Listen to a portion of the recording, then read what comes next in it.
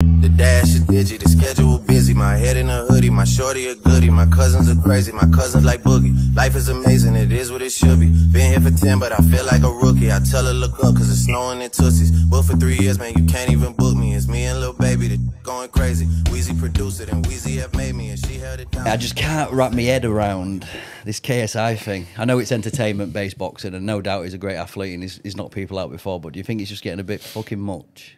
Like, I think it's all staged, me. I think he's just too smart with picking his opponents. He's a full-time boxer, mate. He's got all the money in the world. He's got a fucking team that probably just blows smoke straight up his ass. And why would you pick Joe Forey now if he's called, like, why him? Yeah. Because he's seen him out partying in Dubai, knows he's a bit of a washed-up fucking pro boxer who's got a decent unbeaten record, and he's thought, if I beat him, it makes me look good. I just hope he faces a little bit of adversity. That's what I want to see. I hope he gets beat. Like you say, I hope he gets beat. But then it puts a bit of a dampener on the KSI Jake Paul big fight. Yeah, but I think people have got to realise that even with this Jake Paul thing, someone asked the other day, does it take the shine, him losing to Tommy Fury, does it take the shine off it? It's entertainment, isn't it? Everyone's going to tune in for a Jake Paul fight. It's a spectacle. No one expects him. I don't think anyone expected him to go and truly feel he were going to go fight Canelo or go fight these big names. But I think people like you got wrapped up in it. I think people thought they were like on this fast track to, and Tommy is only like, listen, he's a good boxer, but he's a novice pro, isn't he? Yeah. But let's talk about two things. Firstly, the big news for the pod was the Tommy Robinson show. We managed to get that done over the line. So shout out to Prestige Cars for setting that up. And we had a fucking nightmare though, didn't we, mate? Fucking did. So two hour pod. 2 hour 25 it was. 2 hour 25, and we're fairly new to fucking all this camera work and SD work, but I saw the panic on your face because we're 2 hours in, the SD card ran out of data. I can hold my hands up there. It's 100% on me. Yeah. Because who fixed it? You fucking did fix it. I owe you big time, mate, for that. It would have cost £850 to at least try and recover that. And even then, I still didn't think it would have had that much of a chance, because the guy even said on phone, it costs you £250 for me to inspect it, and then if we can recover it, it's going to cost you an extra 600 quid. Yeah. So then I thought, I'm going to be 850 quid down, and there's a chance it still might not get fixed, so I was panicking then. Yeah. So that was like sort of 3 days of graft there just to sort of figure that out. Yeah. That technology was smart, but fucking hell, mate, thank God we've got that sorted. Didn't Amy ended up fucking punching you in the eye as well? What's that? Yeah, mate. No, that were a motorhome door. That made me realise yesterday not to get too stressed out about stuff. I was stressed at. I had that like weighing over me, like, because to me I'll tell the truth. I was very nervous about hosting Tommy Robinson, and I don't mind sharing that. Obviously, a very polarising figure. He's got his views. I've got mine. But without apologising, I think the fact of the matter is he's entitled to his view, and B, it's only positive for the views and growing our brand, and it gets our sort of message and our show to a bigger audience. So I've just got to sort of see the positive in that. And to be fair, obviously he's very fired up, he's energised on certain topics. I didn't feel it went too bad. It were a little bit overwhelming for me to sit there, and we let's give some background. We obviously want to come into that fairly switched on. You've done a lot of research. You were taking modafinil. Fuck, I think we did a little bit too much. Well, no, it all went downhill when I bought an iced coffee from Costa Rompweya. Then you give me one of them brain packs. Then we had half a modafinil, which I've not had since the night I got fucking knocked out in Liverpool. Yeah. And like you said, it's like one of them where you get that feeling that you just dropped a pill and you've got a bit of it's a weird built-up anxiety from the pod. That weird... I can't even explain what that feeling is, but it like overcomes you quick, done it. So we were like downstairs, we ended up in fitness suite, shadow boxing. I just feel with that, I think if I'm going to start taking this serious, which I'm not that I'm not taking it serious, but to take it to the next level, I think on big pods like that, if you know you train, if you know you're filming midday, I need to train before, probably me, just to balance myself out. I came into that a little bit too much, angst up. Then obviously nicotine, modafinil, fucking other works. I felt I worked myself up a little bit too much. It took me a while to get into pod, really. But he's speaking. The nervous part for me was he was speaking on subjects that I had no understanding of, and the very complex issues, stuff that I don't really understand or have got probably a basic knowledge of. I've heard of Tommy. Yeah. Tommy has been in the public eye since I've been a youth. What is he, 40 years old? So he's been in that ecosystem for a long time, so you have to respect him for that, good or bad. He's obviously put the work in, and he's still trying to grind it out. It seems to be his mission. As much as we've got to stay on a non-biased like interview, see both sides, don't take a side sort of view, a lot of the stuff he was saying, I'll hold my hands up now and say I 100% agree with. Yeah.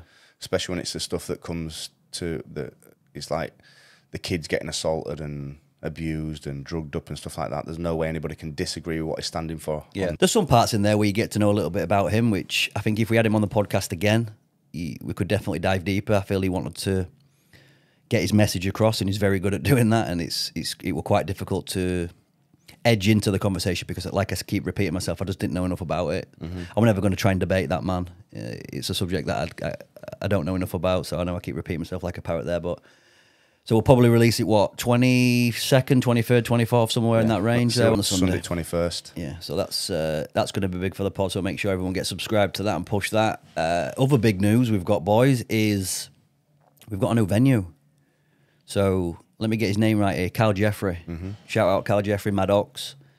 He's a fan of the pod, and just sort of give a bit of a timeline there. We went to see him. He's took over the ambient / sports bar, what's near Tesco in Ponty, he's offered us 2 big rooms that we couldn't really say no to, and 2 tight cast lads put a little bit of feelers out if people wanted to sponsor it, and the response has been mega on it. So just give a bit of a subject matter on that. Well, I think that's going to work massively in both mine and yours and Carl's favour, to be honest, because what he's doing to that sports bar is he's got one side where he's going to have a golf simulator where you and your boys can go and play St Andrews 18 holes whilst you're having a pot, not having to travel up to Scotland and pay whatever price that is. So that'd be good. He's got dartboards, pool tables and everything. And then on his back end, he's got a big open area that's got a big stage where he's going to be having bands, speakers like Vinnie Jones and sportsmen and celebrities come and do speeches and stuff there. And he's a nice guy, to be honest, mate. He doesn't seem like a greedy man who's trying to make money. He's just trying to build a brand, and that's what he's doing. He says he's not a rich man. He just puts all his money into his business, and that's what he's trying to grow. And that's very similar to what we're doing. And it just made sense that he had 2 spare rooms attached to the side, which were going to be like warm-up places for the bands to go in. Yeah. So rather than put effort into that, he also wanted to start a podcast as well himself, so he could do podcasts with his guests like Vinnie Jones and Mike Tyson, whoever he gets on. So he said to us that we can take responsibility for that, and we can even do pods. So it's going to grow us as well.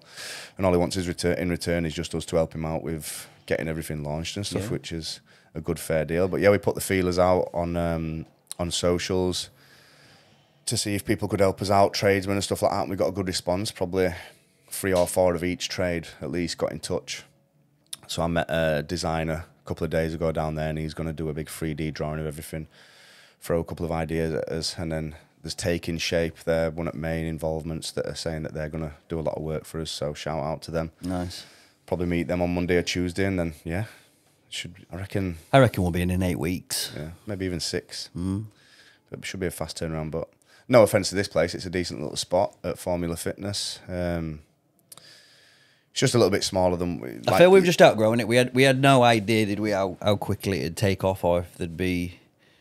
But it just seems to have gathered its own little beast, doesn't it, mate? It seems to be going right. A lot of people seem to be enjoying it, so we appreciate that, and we'll just try and keep evolving. That's all we can really do, just keep the conversation flowing. I think a lot of local lads seem to take I always say to you, don't know, that long-form conversation, it seems to be a dying sort of art form for men. And I think to be able to talk at length and try and dissect your own brain and dissect just speaking at length, me and you do it all the time, don't we? So like, if you come round to mine, it's like that. It is a bit of a talking hub. I try and you feel better. It's counsel almost, isn't it? It's a little bit of a counselling session. You can try and wrap your head around what's going on in your own head, where you want to move, what you want to do, and I think talking at length does that. I think it's just, again, a dying art form. I think that's what people are liking it. Especially if you can do it with no distractions. You're not looking up your phone. Like even now when I go see boys, I can get involved in a conversation, but after 5-10 minutes, one of us is at least checking the phone and getting distracted and putting a video on YouTube or fucking playing Xbox or whatever. But yeah, even Brookie said it last week, didn't he?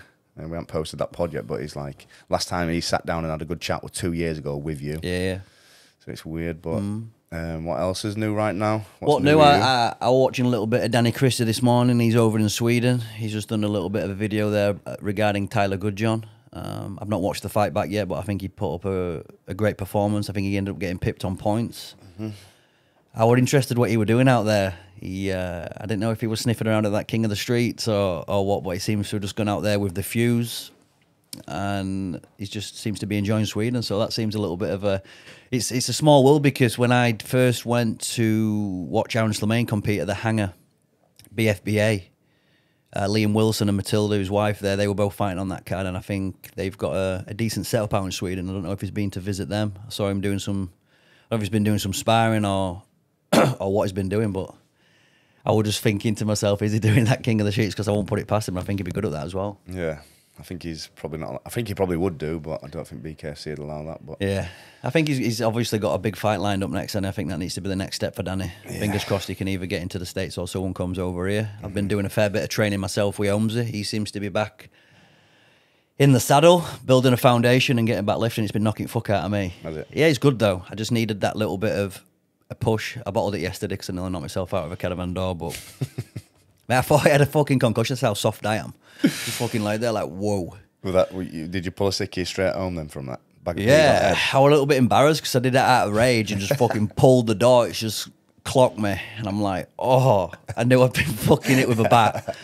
And I just served me right. Probably a bit of a lesson there, just to fucking chill out. I've been saying to you a lot, it's easy in life to get stressed out, but when I really look at what opportunities I've got and the position that I'm in, I know we keep saying the same thing. You have to be grateful. You know, there's people out there who, I've got to be careful what I say here, who are probably genuinely struggling, whether that be financially, physically, or mentally. And we're in a good spot. So it's just, for the case for me, it's keep leaning into this positive momentum, keep working hard, and it'll come to pass. There's a time element for me. And I always say to you, I sometimes try and just probably strangle it to death a little bit too much, and then you fall out of love with that process. And you mentioned it in the pod previous with shoot me the guy's name, Stephen Barrett. Stephen Barrett, yeah. Yeah, in terms of just the process was the part that he enjoyed when he looked back. So there's an art form to being grateful, though.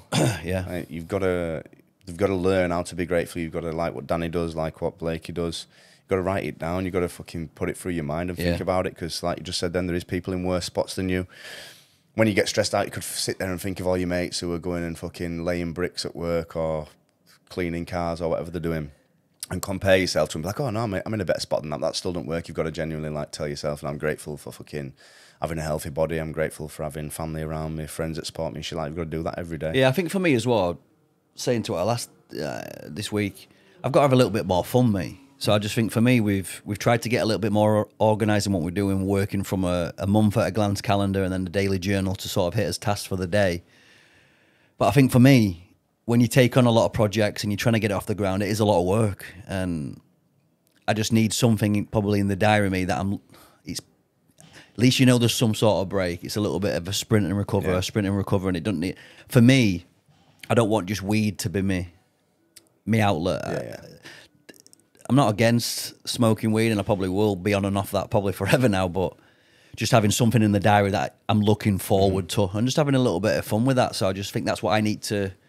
Well, you don't want to graft your knackers off till you're 50. Well, because all you're doing is working there. Yeah. So there needs to be a balance swing, and I don't get that right sometimes, mate. I think Emily sent me a video the other day, right? This really hit me, right? It might hit you.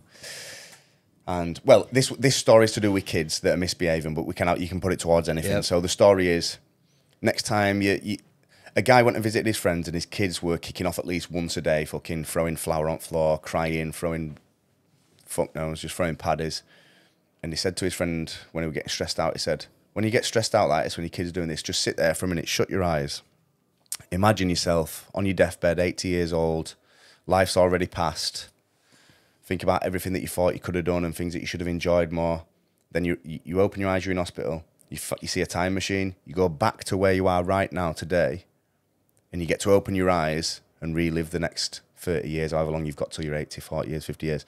You get to relive that and just be grateful that, fucking hell, my kids are kicking off, but at least I get to watch them grow up. Actually, what the fuck am I doing? Yeah. And you can put that towards anything. It could be training, working, fucking doing whatever. Like if me and you are getting stressed out for a week, if I'm sat there editing, I'm thinking, fuck me, this is pissing me off. I could just sit there and think, actually, I'm building a business here and I'm enjoying whilst I'm doing it. Open your eyes back up. And I haven't tried it yet, but I feel like that'd I think that pressure that we put on ourselves, it will create diamonds in my head, i.e., if you know you're working hard, if you're working hard in the right outlet and the right vehicle, like I say to you, then you've got to push.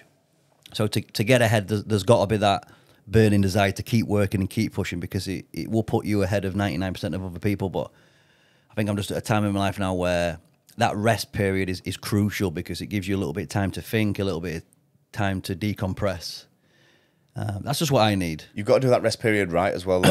Yeah. Because if you just think resting is going and sitting at home and watching TV and smoking or doing whatever, like with me, I'm a fucker for, once I've done all my working day and I'm like, right, I've completed all my tasks, and I'll sit down. I don't sit on TikTok as such, but I'll sit there and I even just watch my own socials and I'm like, what could I put on here? And it's kind of working, but I'm just I might waste an hour or two just doing that. Whereas if you rest properly, stretch, meditate. I just want to get back to my basic principles. Nature's the key for me.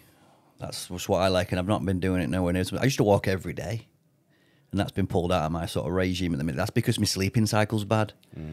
I think for anyone, I know this because I've been toying with, I found some old journals I've been toying with, I like looking at, when I had nothing, the structure was so perfect. Yeah. But that probably gives life to where I'm at now. But I think the key for me, and where I'm going wrong at the minute, is you can have all these to-do lists, you can have the planner, you can have all these rituals, systems, all this sort of stuff. But the first thing that's key for me, and it sounds so trivial, is bookmarking your day, and I don't do that no more, me.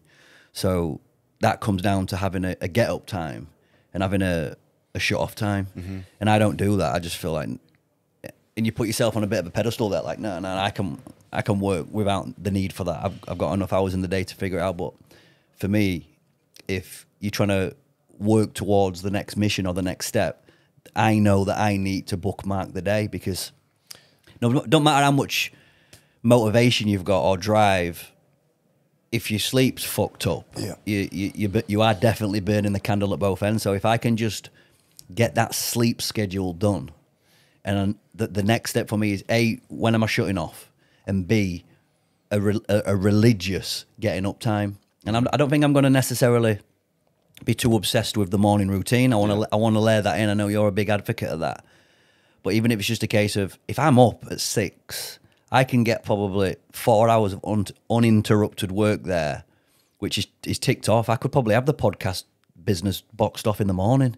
Then I can run my business. Then I can focus on the academy. And I think that's what we need to do now. We're really trying to build legitimate businesses that require bandwidth, effort, creativity, and all stuff like this. Me and you just have to find a way to be able to juggle them, so we're giving it the best possible chance to get off. We're trying to spin a million plates at the minute, because just looking at the podcast, there's so many offshoots from that.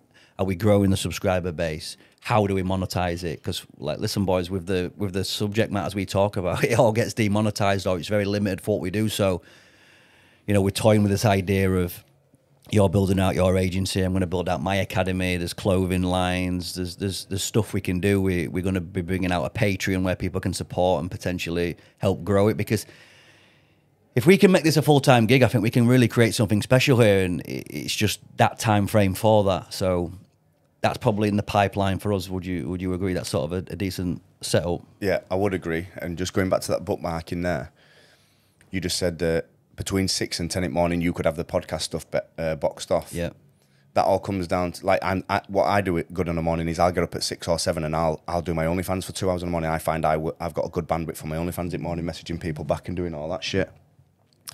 But it's finding what works. Like, on a night time, I might be good at doing the podcasting stuff. It's about finding what works at what time of day. And I saw that Kyle from Nelt Boys, he shuts off totally at 7 o'clock at night. Don't touch his phone, chills out, watches telly, probably has a smoke, does all that sort of stuff. Whereas I'm working either on my laptop or on my phone till 10, 11 o'clock at night. Yeah. And then when I shut it and go to sleep, I can't sleep. So I have to do a meditation for half an hour. Oh, you got to be careful there of looking at Kyle, because Kyle, he's already got it. Yes. He's already got it. So, I go back to sort of I'm not embarrassed by the network marketing days, but when I look back to those days there, fucking hell, full tilt. Like, you know, I needed to get it off the ground. I think we've got a level of sometimes comfort now. Yeah. But your comfort zone will be your broke zone. And I'm not saying about just financial. It's like in business, I really believe this. In any business that I've operated in or worked for, a business never stays the same. It's either dying or growing. I believe that, mate. It's hard to maintain it. So we just need to, I always repeat myself, just get this off the ground, which I feel we are doing a good job of.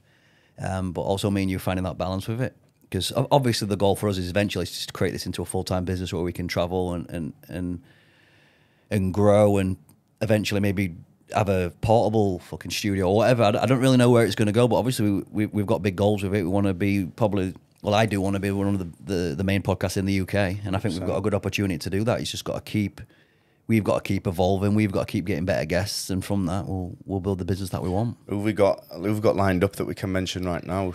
I know we've got a couple of my friends. So Sarah Moxham, based out of London, great business woman, very switched on, very spiritual. She was part of the Organo launch in the UK with me. She was one of the sort of the leaders there. I'm going to butcher his name, forget his name, but I've got a financial guy who I'm very keen to learn from. Is it Sean? I'll post it in the video here, but he's someone who I've reached out to through. I saw him on TikTok, saw him on Instagram. He's giving a lot of good financial advice. So we've got him on. I know you've got Amber O'Donnell, round two. We've got Joe Craven. Next week. Yep. Danny Mitchell's going to get back to us. He's just in America at the moment. I know Meeks showing some interest. Yeah. Is it Meeks? Yeah, the Prestige Cowboys have been a good hand there. But one thing I will say, if people are listening to this, I do appreciate when people reach out to us, but listen, there's many moving parts of this, so we're not being rude if we don't reach back. It's just getting it that suits our schedule and suits their schedule, and that we can actually edit the beast. We appreciate everyone reaching out, but we've just got to find that balance point, And we've also got to stop trying to. We've got to try and mix things up a little bit. Like it's good. I could speak to fighters all day. They've all got a very similar story to me, but you don't want to be uploading fighters constantly, because you're just keeping that same crowd. I like to entertain everyone. There's rappers. There's Big Fred. Oh shit, yeah. So that would have been what I've started doing. Is do you know Fred? Don't know Fred, but I know Fred has been the reason why I found Fred. Can you remember when? What's that Taylor kid called? Was Anthony Taylor? Yeah, he banged. What's that fucking MMA fighter called? Dillian Dennis. Yeah. He had a scuffle with him, and Fred's always got this red jumper on. He's only about fucking 5 stone wet through, and he was like in the middle of it. And I remember seeing him. And then from that, he's managed to get interviews with like Jake Paul, all the main fighters. Wait, so the guy that's fighting tonight, Anthony Pretty Boy, was that him who punched Dillian? Yeah. I didn't know that. Yeah, there were a dispute outside, and he's walked over and just overhand. Yeah, I saw the video. He's like, fucking fight, and he banged him. Yeah, he banged him. So, well, Fred is there, and I've just started. I was testing the following that we had on these YouTube comments, and I just put Big Fred, he coming on the pod, and then a few people jumped on it, and then he reached out. A few people like back. So it's like just using his pull a little bit there to. So I think if you reach out to him, I've reached out. Well, I think that could be a good way for you to get on that Misfits card. So. Yeah, and then I've got Tommy spoke about that Central Club host. I think he's called Cullian, Welsh lad. He's got a mint story. Come back from drug recovery, been in and out of prison, in and out of trouble, and he started a podcast off and he's turned it into a business on his own. I was surprised that he got in touch back, actually. And I said, yeah, we've had Tommy on. I've watched your podcast with him. Any advice on a few little bits? And he was like, yeah, I also watched your Danny Christie podcast, loved it. And I was like, well, if you ever want to sit on the other side of a podcast, because he's got a story that he probably never gets a chance to tell because he's always interviewing, come on it. And he was like, yeah, well, I'm busy, but let's do summer. So I'm just waiting for a date, but I think he'll be a good trying to get, I'll put him on blast here, TPD TV. It's a weird channel, but people should watch it. For some reason, when we talked about there that I should be having more fun, these boys, I was saying this exact conversation to Amy yesterday, that I don't know their financial situation, but I don't think they've got a lot of money. Right. And they just put their heart and soul into their channel, basically TPD TV. They just go to all festivals. And I like what they're about. They just film it on their iPhone, the big characters, the local lads from Leeds. And they've built a fucking fantastic little channel there. And I'm just trying to get Rob Kellis on, but like, we'll probably struggle this sort of time of year because it's leading up to summer festival season starts, and they're at every single. Well, one. Let's just fucking go out and do a festival with him first. Well, I'm toying with the idea of doing Leeds Festival. My missus seems to think that I might lose my head. Yeah, and I also don't want to spend a fucking £1.5 on TPs or whatever. You're a tight cunt, you shouldn't be thinking about that. I'll take a fucking bivvy. I've got an actual funny story because I've only ever been to one festival. And shout out again to Alex Hopkinson here, the only kid that stuck up for me, because we went with Joe Scott's and Jimmy Wadsworth. I put them on fucking blast because they didn't stick up for me. They're not. Even in terms of going to court, but they probably thought this cunt's just gonna fucking anyway. But I went to Nottingham Summer Festival, which were a university festival. I didn't even get in. What, off your box though? Probably. I'm not going to deny that, but I remember I probably didn't have the best. This is when I was used to the gills as well. So I remember just being in the queue, and for some reason the bouncer just took a bad shine to me. Is this when you're peak condition? Yeah, peak condition. I believe I had a white wife beater on, which is not ideal circumstances. It probably attracts a little bit of problems there. But for some reason I didn't get in, and then it was just almost one of those things that used to always happen to me. That next thing I'm wrestling. Bouncers. Yeah, and I remember being on the bottom, so they'd got me, and I was like to myself, I'm in a bit of a sticky spot here. I was like, there's a lot of men on me here, and I just played dead. I just played possum at bottom, and I felt them release, and then as soon as they've released, I've got back up and started again. But that is a perfect scenario of me being a fucking idiot at the time, because I had the opportunity just to walk away. Then I could have just gone to Scotty's house, laid low, and they'd have come back, we'd have partied later, and then my day'd have been my day. But for some reason, I jumped over the fence.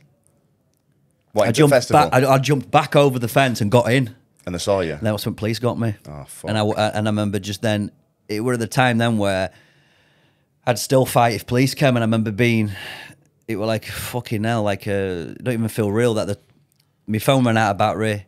They took me to Nottingham City Centre, which is rough, by the way. Police station station. I remember there being like these glass sort of holding booths, and I'm in there, and then they put me in thing, and a solicitor come to see me, and I can't even remember what the charge was. I had to go to fucking court for that for 3 days, and that's when I really woke up from that point, mate, because I realised that my mates didn't stick up for me, and only Alex Hopkinson did. Probably gave me a bit of a wake-up call, that, because it was my poor granddad. I didn't even drive at the time, and he had to drive me for 3 days at a time. I think Alex drove me once, and I ended up getting not guilty, so I got away with it. And I think, but just that probably were a bit of a wake-up call for me. Like, did you pull any boys up? I just fucking brushed them off, mate. If I'm really honest, I have nothing to do with them anymore. Noted. Mental note. Listen, I were a prick, but you stick up for your mates, don't you? So just, I'm not gonna say my behaviour were right, and you're probably putting them a bit of risk sticking up for you. But listen, just stick up for your boys. That's rule one. Especially if they're not doing it week in, week out, which we I were a fucking terror, mate. I won't lie. I were a little bit of a terror. I weren't probably like you, where I was just probably bending people in half, but I were probably a little bit of a terror. Yeah, a bit testosterone up, and yeah, just probably got away with it. Me never really got paggered that bad, but just I were always. Listen, you're putting yourself in sticky situations when you're younger. You're out every weekend. You're at house parties. You're off your nut, so you're not putting yourself in the best circumstances to be where you're not attracting problems or issues or danger.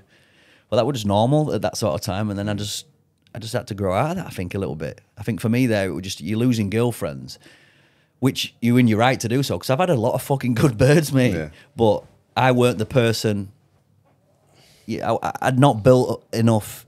You know, people going about this Andrew Tate thing. Listen, you have to be able to look after your girl, and I weren't. So you that ego or that reputation you've built, that don't pay the bills, and that don't look after that woman and keep them happy. So in hindsight, I think if there's some advice out for lads out there, it's when you speak to all these inspiring people we get on the pod, it's Blakey mentioned it, like his turnaround were 18 months, 2 years. In the grand scheme of things, that's not a long time. So I think people get to a certain spot in their life and just feel like they can't figure it out. I won't mention any names, but I direct message a lot of friends who I respect, who to me, they've got a lot of potential. They just can't seem to find that momentum. You know, they'll revert back to partying or just...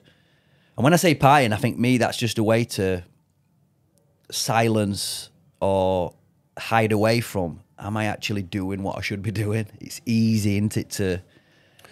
Especially, 2 years to me does not sound like a long time to put a lot of effort in, but for some people, like I was writing out some more things for agency yesterday, and I was saying how I went from working full-time to barely working at work to focus on my business, and it took months and months to do it, to match my rate, and then to be earning more than my monthly salary, and then to quit.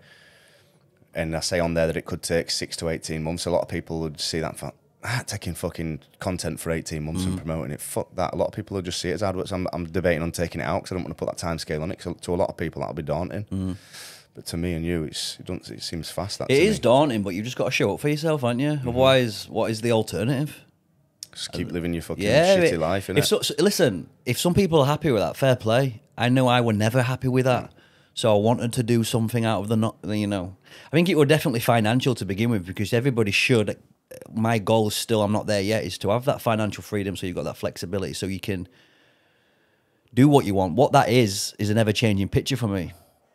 So whatever your financial goals are, whatever mine have been, even if you do reach them, it's still an evolving picture. I think that's where we're always drawn back to, probably journaling and figuring this stuff out, meditation, because you're trying to paint that picture of what is a worthy ideal, what is going to get me up on a morning to pull me towards that. That's why when you're doing network marketing, the first thing I do there, or what I used to teach people is it were 18-month commitment, but having a goal that's going to get you up and get you moving. I think that's why when you speak to a lot of these fighters, they need the fight in that calendar to pull them towards that. Yeah, I see. I understand why that is. You wouldn't stick in a training camp to me if you didn't have a date of completion. Well, we used to teach a date of completion. You can't just have a goal. What is the date of completion? So whether that may, and that's, you got to have a realistic expectation of what that might be. Like that were a quote that always sticks in my head is, life's about having a worthy ideal. And by that, it meant, what do you want? Because everyone will think, I used to think this, well, is it just retiring on the beach? That'd be fucking boring for us, mate. You probably could roll that out for a year. If you have unlimited funds, you'd probably roll that out for a year. But what is going to get you up in the morning? I still don't think I fully figured that out. But again, it sounds cheesy, but it's probably helping people. You know, I get a buzz off just reading some of these DMs that you get from the podcast, and that in itself, you know, it gets me motivated. Even just one little, we still do buzz, don't we? Just off the occasional comment on the podcast. I love it. I love it the most when there's people local around here that you speak to when you go on a night out and shit like that you never thought would show interest in a podcast or just see you on a night out. But then like when they'll message you and say, I'm fucking loving this, boys. Keep up the good work. I watch everyone like that. That's what keeps me going. When, you know, the local friends. Well, I just think people there have got to really try and sit on that. Like, what do I want to do? The fact of the matter is you've only got one shot at this gig, aren't you? So you don't want to be wasting it too much. You're not getting any younger either, so. We aren't getting any younger, and most people who listen to this are probably a similar demographic to us. It's just, probably find some time in your life to try and listen to yourself. It's tough. You brought it up on this little chat here already. There's so many distractions.